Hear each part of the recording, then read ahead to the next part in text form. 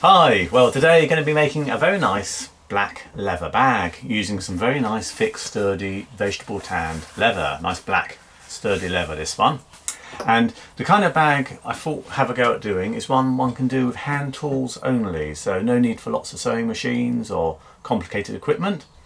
But it's a very versatile kind of bag. It's going to be a carry bag, satchel style. It can be a crossbody over your strap over your shoulder style, or it can be a rucksack style.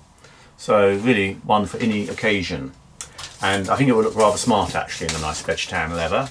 Here is a paper mock-up to give you a rough idea. So it will have a opening flap top, a little carry handle at the top, and then a strap at the back, which you can either use like rucksack style, or you can pull it through and use it like a ordinary over your shoulder type of bag.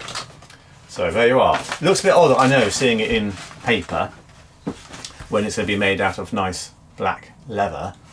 But the reason I do a mock-up in paper first is really to get an idea of how is it going to look. Are the proportions about right? Does it sort of fit together properly? Are there some constructional things that we'll need to bear in mind? So that's what we'll be doing. I think this will probably be more than one film. I think there may be a few films on this one, but I'll go into a bit of detail on the techniques. I said I was going to try and keep the tools fairly straightforward on this one, so I've kept them to a minimum.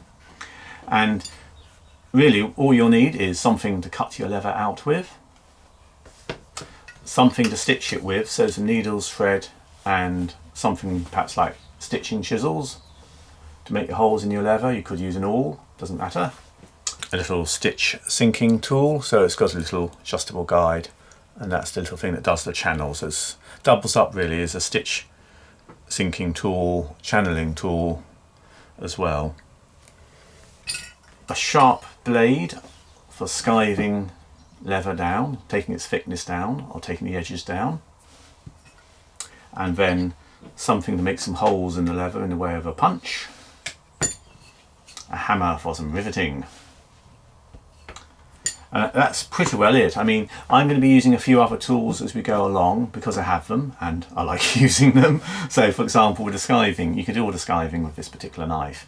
I have other skiving tools, I will probably use those as well, but hand tools only, not too many. So really I just want this to be something which anyone can have a go at doing if they want to, and I think it'll be quite a nice project. So here's the leather. It's quite a nice piece of bridal black leather, bridal butt. And it's obviously fairly flat, it's not off the shoulders, so it's fairly even texture down the whole length. And it's about 3.5 millimeters thick. It's actually quite a sturdy piece of leather. So we'll need to thin some of the edges prior to sewing, but that should be fine. It's in its natural state to a fair extent anyway, so it's got the odd like barbed wire marking or the odd insect bite, which I think gives it a bit of character. And I don't like leather personally that's been too rolled and too sort of textured to hide every blemish. It's quite nice to know that the animal had a life and to be able to see a bit of that in the leather. So that's what we'll be using. I'll cut this out. I'll cut the strap first because I want to get the longer bits for the strap, and then cut the main body of the bag. Now, cutting wise, I find these little rotary cutters very good, and they're often used by patchwork makers. You can get different size wheels, you can get slightly larger cutting wheels as well as this one, but I find they're quite effective. They'll cut through thick veg tan leather very happily, and I personally like them. If I'm doing curves I tend to use a smaller clicker knife, but all of these cuts today are going to be straight cuts, so that's fairly easy. For the strap, I'm going to use a strap cutter simply because I have one. But if you don't have a strap cutter, just use this with a ruler. You'll get just as good a result. Just have to take a bit more care. There we are, getting a nice strap coming off here.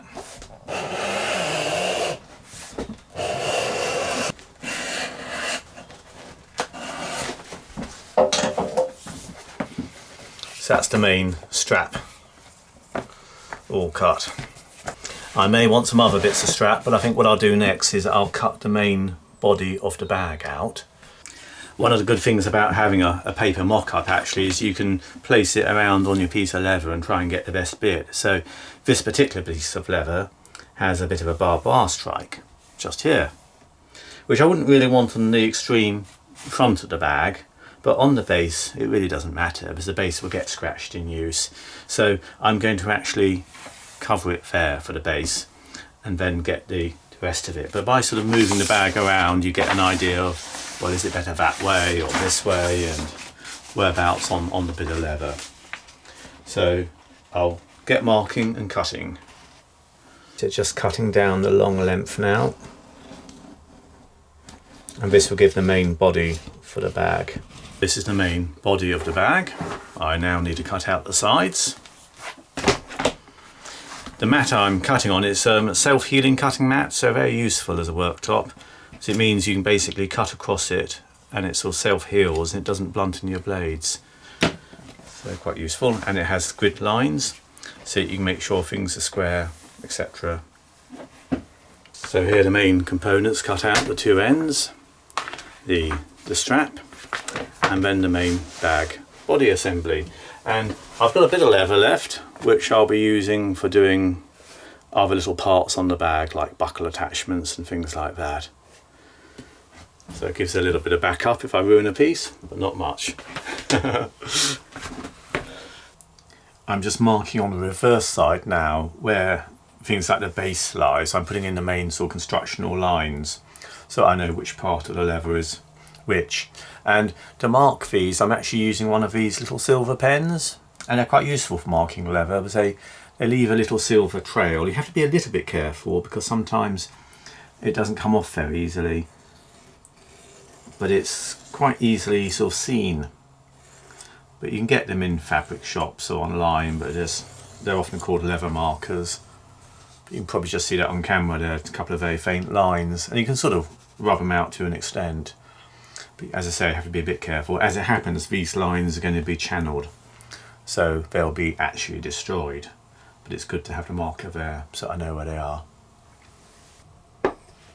I'm just at the moment sharpening one of my leather tools, and they keep pretty sharp actually, because I think the leather to an extent has a sort of like a sharpening effect on them, a stropping effect.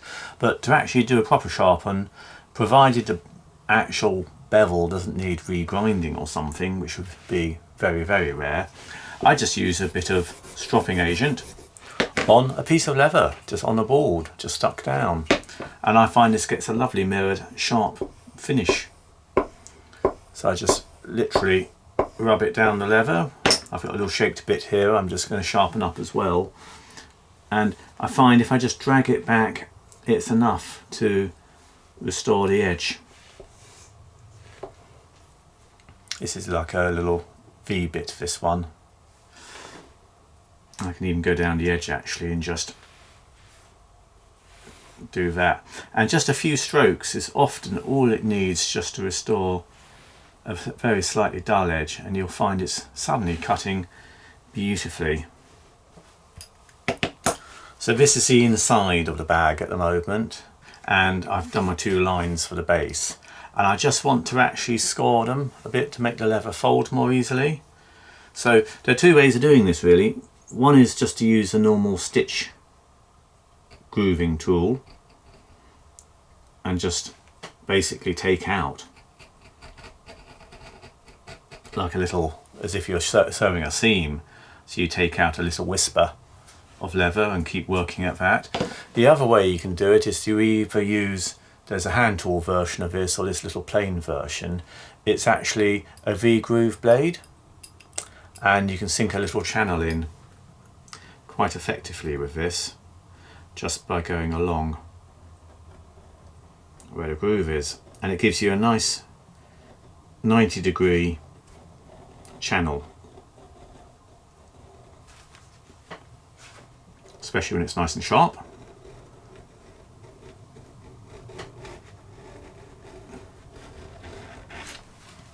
So you end up with a nice little curl of leather. Probably see that against the green a bit better. There it is. And that's that little plane, and it has a little V blade underneath it which you adjust its height with this little screw. but it's a very good way of getting a nice channel into your leather to make it more bendable. As I say, if you don't have the plane, don't worry, just use your normal stitching groover tool and pass that up and down a few times, and that will do the same sort of thing.